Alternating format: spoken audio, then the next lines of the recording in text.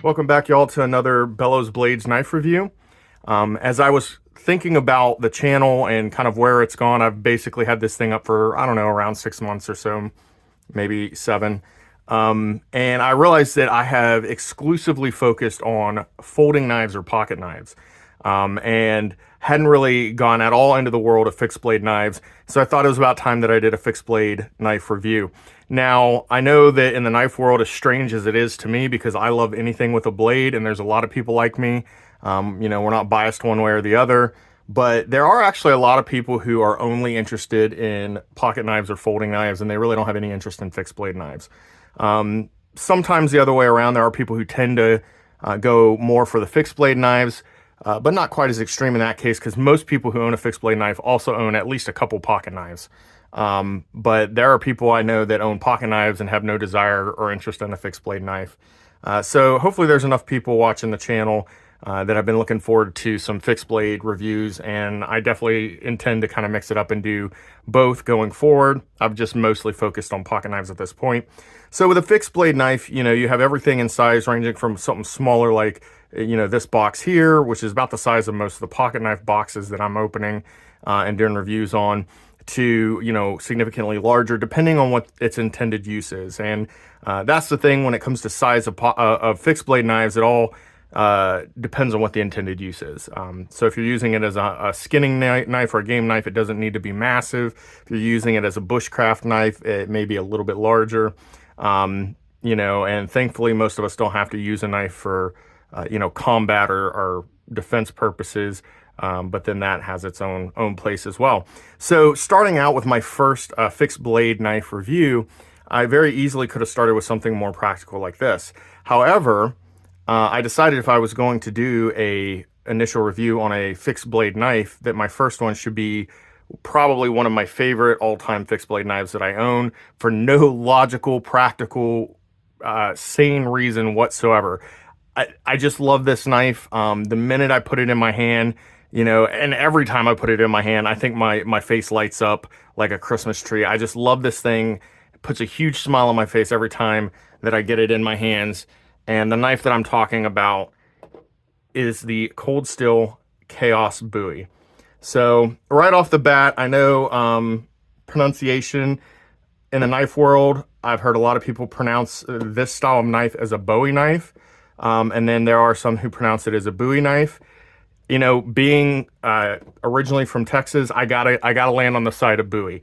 This style of knife was designed and named for its designer, James or Jim Bowie.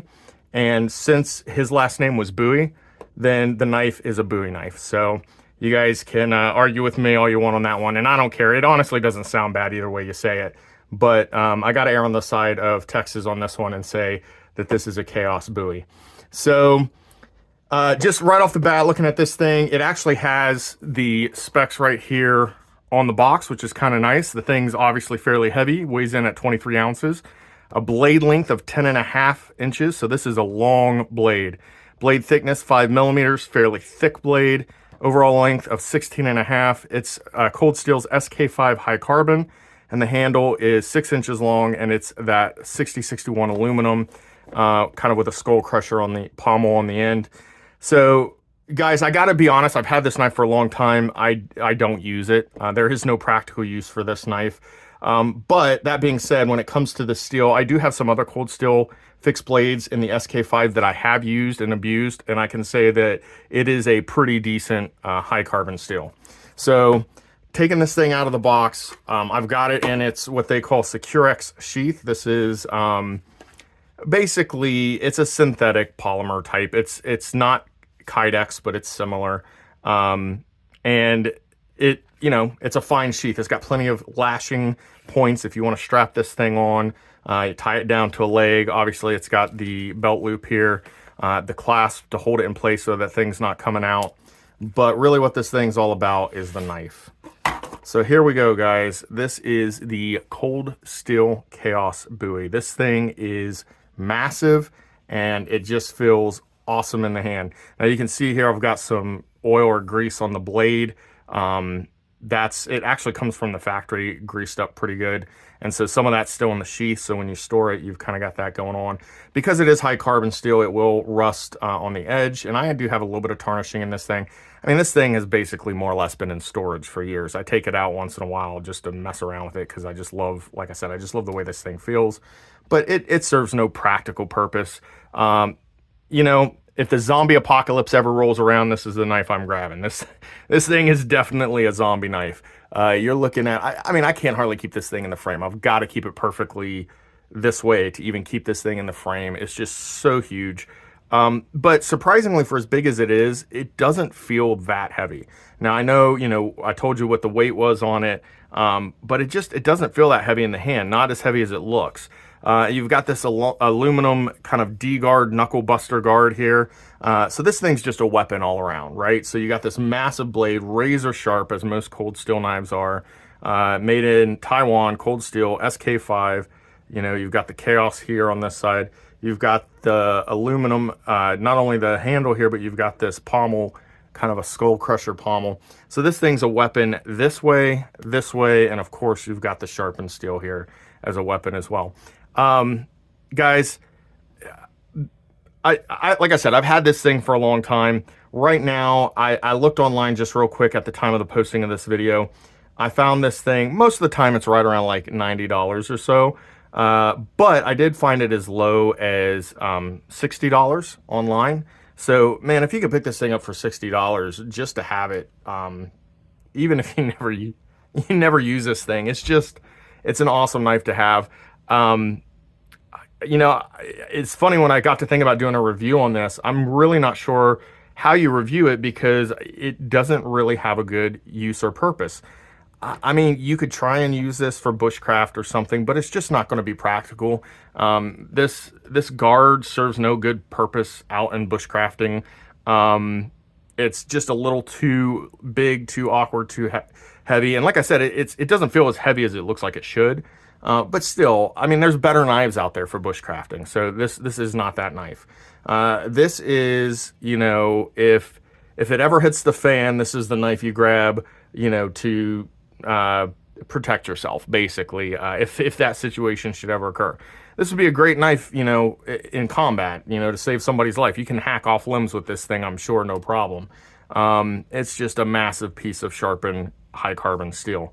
Guys, I don't know what to tell you about this thing other than if you like large knives, and of course Cold Steel is known for that, whether it's their folding knives or their fixed blade knives, but if you like large knives, and especially if you like the, you know, kind of drastic clip point Bowie style blade, you got to pick one of these things up. I'm telling you, you won't regret it the minute you put this thing in your hand.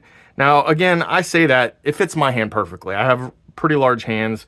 I guess it's possible that maybe this would not be comfortable. You can see how they have everything carved out for the fingers, and this goes right in between, you know, the fingers there, your middle fingers here. Maybe if that didn't fit your hand, maybe it wouldn't feel comfortable, but it fits my hand perfectly. It feels so good in the hand. And like I said, I mean, this is just, you know, this is a beast of a knife. This you can't pull this thing out and not try to quote the famous Crocodile Dundee line from the movie, you know, this is a knife.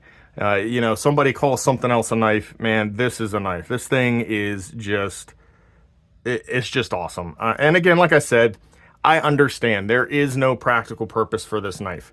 If you're looking to buy a knife that you want to actually have a lot of use out of it, I don't know what that would be for this knife, unless you are somebody who, you know, is in a situation where you actually see a lot of combat and you use a knife a lot. But let's face it, in modern combat, people aren't using blades nearly as much as they are firearms, sidearms, things like that. It's always good to have a reliable blade on you, but do you really want to weigh your kit down with this much weight and a blade this big?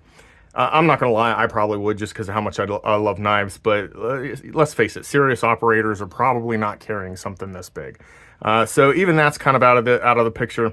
Yeah, I know it doesn't have any great usefulness or utility, but it is really cool. So if you like big blades, even if it's just a showpiece, just something that, you know, you feel like you want to have, I recommend it. It's a great knife, especially if you can pick it up for around $60, $70. You know, like I said, right now, most of the time that you're seeing it online, $90, $95, that's a little high, in my opinion, for you know, just a high carbon steel blade. But anymore, knife prices have gone up so much that even that's not a horrible price. So guys, that's it. I know it's kind of just a quick review. I didn't really give a whole lot of information. Like I said, this one has not been used. I have used cold steel knives with the SK5 in it. I can vouch for the steel. It's a good high carbon steel, can stand up to a lot of abuse. But this knife, it just, you know, it's not one that I have any real practical use for, so it doesn't get used heavily. It doesn't really get used at all, other than to pull out once in a while to show somebody because it's a cool showpiece. But you guys let me know, what do you think? Do you like the larger knives like this? Is this something you'd want to add to your collection? Sound off in the comments.